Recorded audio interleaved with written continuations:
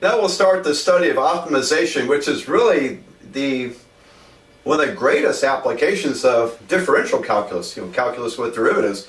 Optimization. To optimize means to find the best solution, which is invariably a maximum of some quantity of some function or a minimum of some function.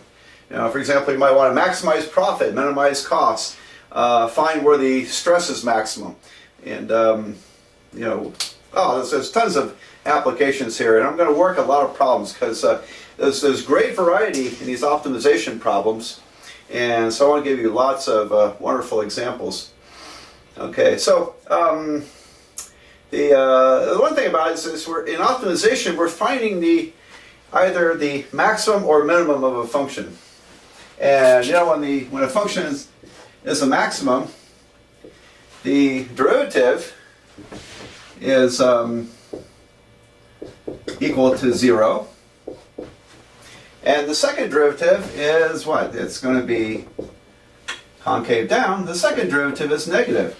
All right, so that's the second derivative test allows us to find the relative maximum or relative extreme of a function without having to draw its graph.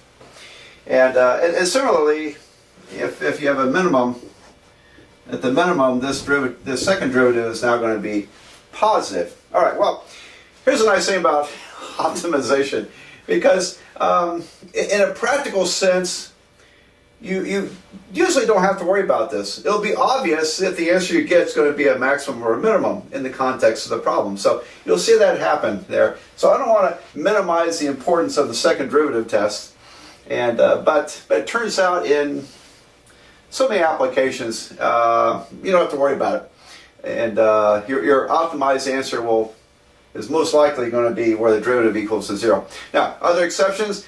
Probably, particularly if your problem is defined over a closed interval. You might be looking for the absolute maximum, absolute minimum, and those can occur at endpoints. So, yeah, we have to be, not paint too broad a brush here on this, and think our way through this.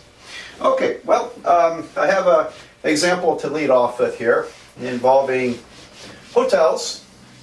And suppose a hotel, tell you what, I'm going to pause the camera. I'll write all that stuff up here so you don't have to listen to me and watch me write it out.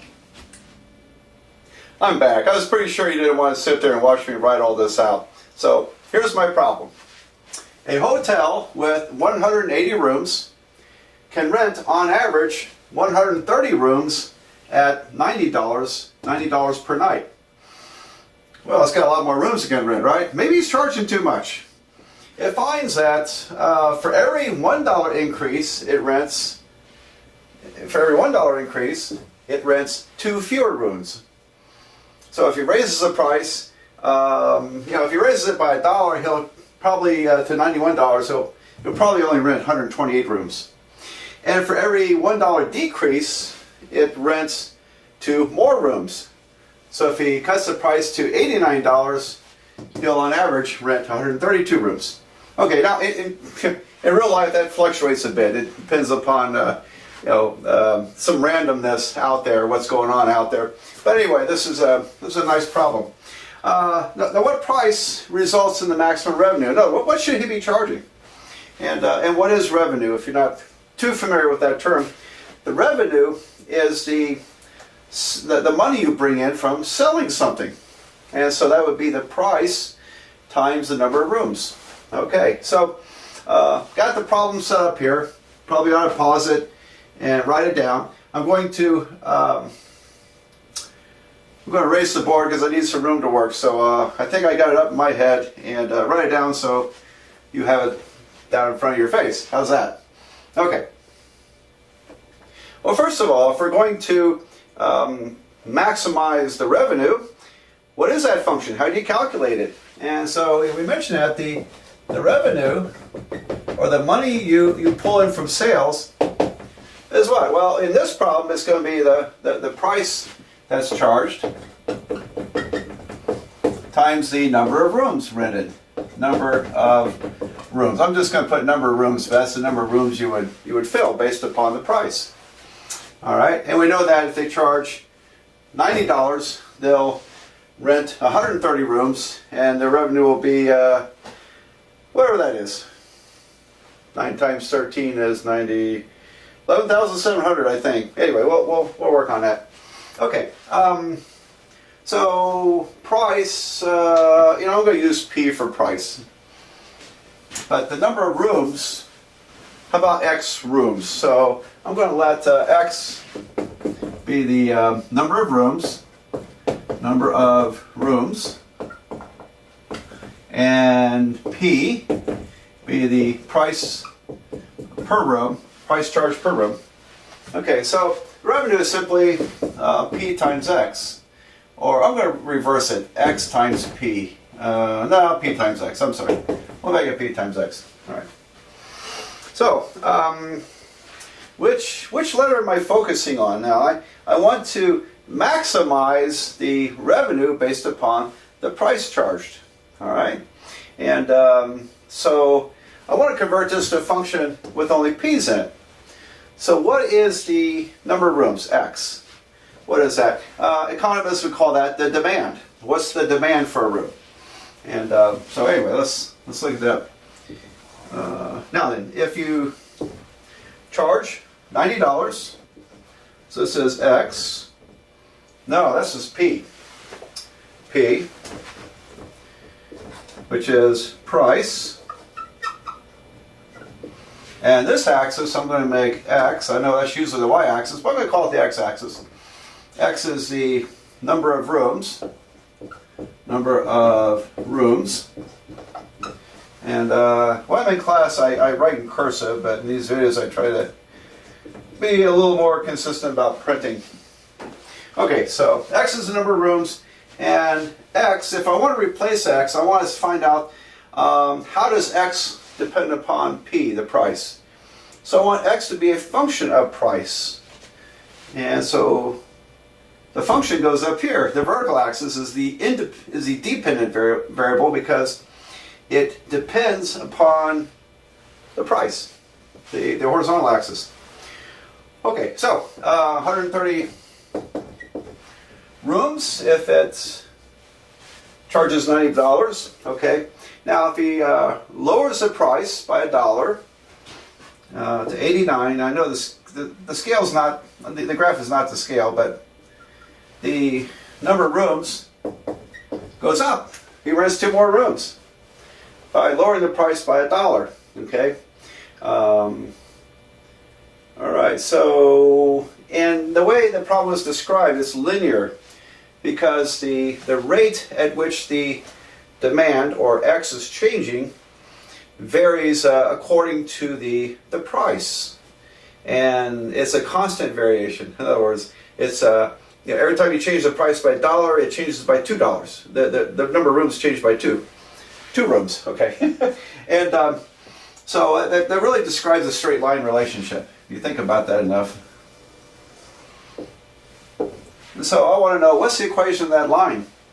And now, if I were to drop the price down to 0, this is absurd. He can't charge $0 because he won't make any money. But theoretically, according to this model, if that straight line continued, if it did, where would it intersect up here? That's the y-intercept. So you need the y-intercept and the slope. And so if I drop it $90 down to 0, according to this model, he's going to rent an extra 180 rooms. 180 plus 130 is 310. So the y-intercept up here is 310. Now, as far as the slope, I think it'll be kind of obvious. This is a little small though, but the run is $1, and it's not the rise, it's the fall. The fall is, or we'll call it -2 rooms.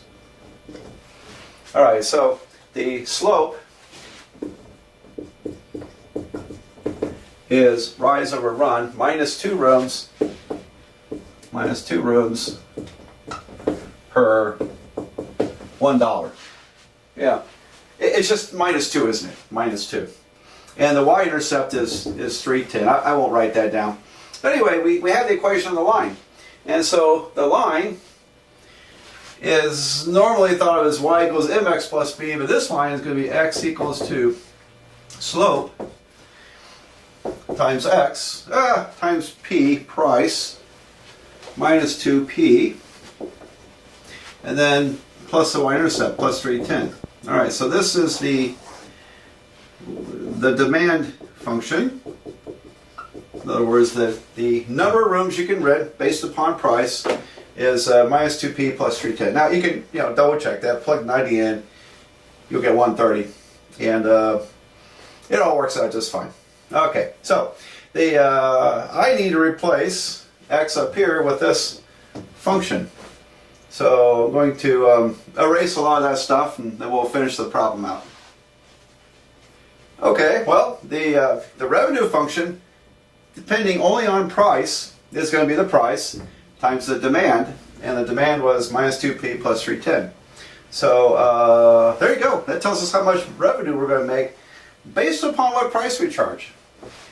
All right, so we got it right where we wanted. And I got to tell you, this is a problem that I sometimes do a problem like this in college algebra, because the only types of problems in college algebra that we can optimize are ones that are quadratic functions. And this is a quadratic function because it'll have a p squared term. So, and if you multiply this out, it's going to be minus 2p squared plus 310p. Alright, so I want to find the maximum of that function, and we start by taking the derivative and setting it equal to 0. So the derivative of r with respect to price, p, would be minus 4p. Squeeze the minus sign in there, minus 4p. And then plus 310. And we set it equal to 0. To find that, what we'll eventually call the critical value. Well, no, we did. We've already been past graphing. And so to find the critical value, we set that equal to 0. And 4p would equal to 310. P would equal to, what was that? 155 divided by 2. 75. 77.5. Right. 77.5. So, all right, this says that, now, why? That's going to be the maximum, right? Because what else could it be? It's not going to be the minimum revenue. You can get minimum revenue by charging $0. You can even get less by charging negative dollars, just giving them away. But anyway, the maximum has to be this. Now, as a graph, this isn't really a nice one. This quadratic function produces a parabola. And the p-intercepts or y-intercepts, set that equal to 0, 0. Set this equal to 0, you get 155. And so here's price. Here's revenue. So when you graph this, you get something that makes a lot of sense, I think. If he charges $0 per room, he'll get no revenue, he'll make no money. It turns out if he charges $155 per room, no one's going to rent a room. They're going to say you're way overpriced. No one will stay there. So in between, it's a parabola. Parabolas are, because of their wonderful symmetry, the vertex is exactly in between. And so that's the maximum right there. So, and by the way, this is one of the great reasons why capitalism works so well. Because if there's truly free competition out there, businesses can't overcharge. If they overcharge, they start losing money. Now, they don't want to undercharge because they'll lose money there too. So the idea is to let the market find the equilibrium. Let the demand out there from customers decide the optimum price where they maximize their revenue. And but again, capitalism is wonderful because if there's truly free competition, then you can't overcharge. You'll pay a penalty if you overcharge. So anyway, all right. So there we go. Let's write an answer. The revenue is maximized by charging $77.50 per room. And I'm going to throw in the amount of revenue, so I multiply. Now, how many rooms do you rent at $77.50? Remember the demand was minus 2p plus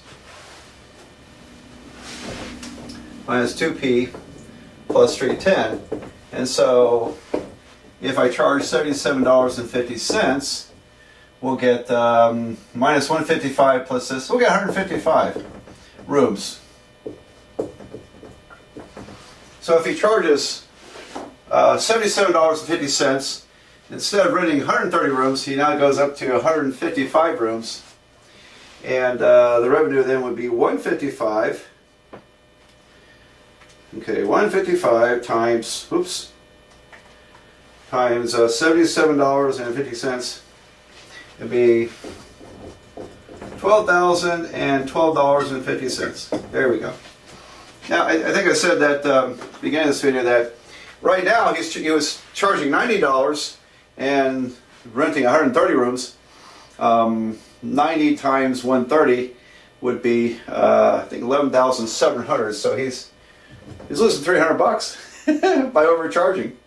You know, he's overcharging. Now, if he really does have, what did I say, 200 rooms in the hotel?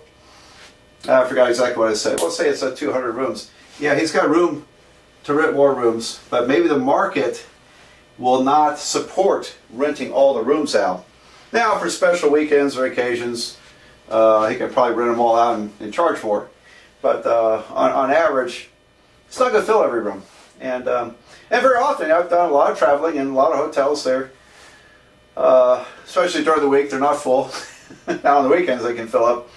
So, but they're probably pretty close to experience to charging the best optimum price in order to maximize their revenue, which means they won't always fill every room because they don't have enough demand to fill every room. All right, well, there we go. There's our first optimization problem. So it's going to be one of many optimization problems.